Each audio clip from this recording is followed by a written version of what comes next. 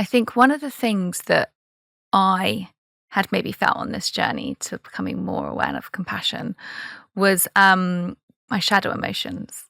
And Carl Jung talks about shadow emotions a lot. And I think that's where a lot of us can feel uncomfortable, right? It's where we can maybe have a bit of this resistance. It's where I think I found a lot of resistance. How important is it to be conscious of both of these signs when it comes to compassion? Well, I think it's a wonderful question because there's a limit to the degree to which any human being can be conscious of the motivations that are going on within us. And we know that consciousness is actually quite late in the information processing chain. In other words, your brain's already decided on something and then you can become conscious of what it's decided, right? So to be conscious of motivations is difficult. Now, the shadow is the part of ourselves that we don't want to acknowledge. It's the part of ourselves that threatens the persona. Now, your persona is the part of you that you want others to see, to like you, to love you, to think you're wonderful, blah, blah, blah, blah, blah. Whereas the shadow is the side that if it was seen, people would reject you. So we become frightened of it. We think it makes us a bad person or whatever. We're frightened of acknowledge things in us that others would condemn. However, as Nietzsche said, don't cast out your devils because they can be the strongest part of you. So let's think about what the shadow. Now, the shadows usually the things are to do things we're ashamed about, and the two big areas are, of course, the aggressive ones and the sexual ones, as Freud said, and sometimes the feeling of weakness or cowardness. Those are sort of shadow materials, things that we don't really want to acknowledge within us. But we're all plumbed in. They're all plumbed into us. We didn't choose them. And this is a big issue in CFT, as you know, that none of us built our brains. We're DNA built. You didn't choose anything about your brain. And that's compassion-focused therapy That's for people that don't know therapy, CFT. Yeah. You've got a very tricky brain. So learning that we are because if we come on to the Buddhist stuff, this will be able to talk a little bit more about this. You're basically a consciousness experiencing all the firings that are going on in your brain, basically. Talk to me a little bit more about that, actually, because I think all of a sudden maybe somebody hearing what you just said, you didn't choose this, because there's a lot of shame and guilt that can go with starting to connect to the shadow side of ourselves. Yeah. It's very hard and it's very brave. So talk to me about that, because I think immediately that lifts a lot of resistance, or it does for me, just hearing that I didn't choose this, but I'm going to tackle it.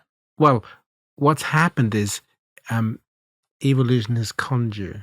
You are a victim of a con.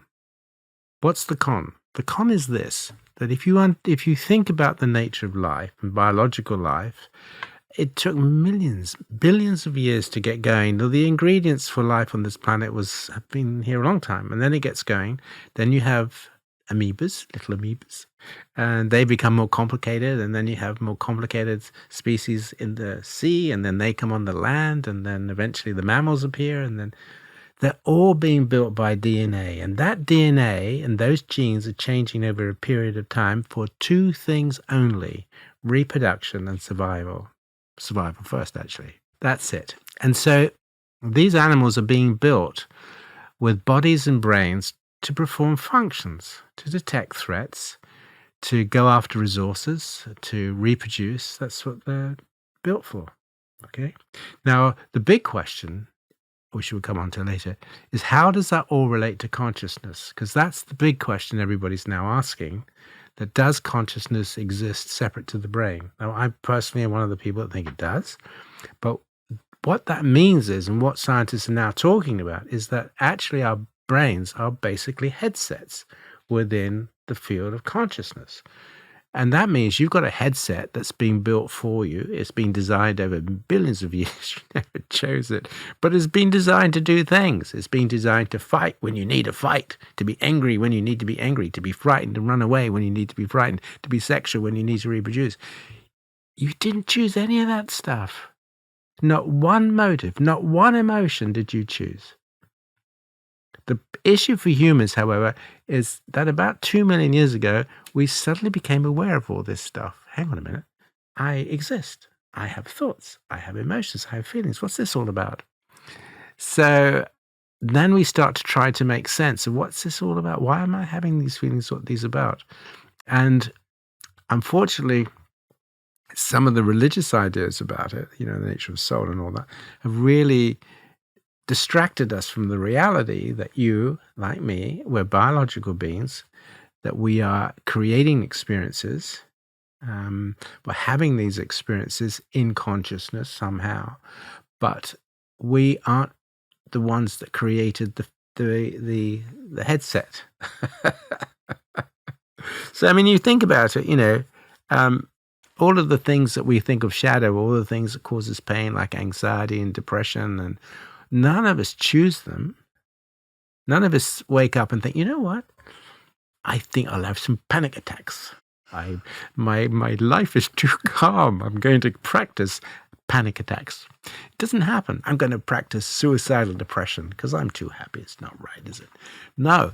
All of those emotions come to us. Rage, hatred, they're all emotions that kind of can take us over because that's how they're built to do that. We don't choose them. We don't plan them. We don't practice those emotions.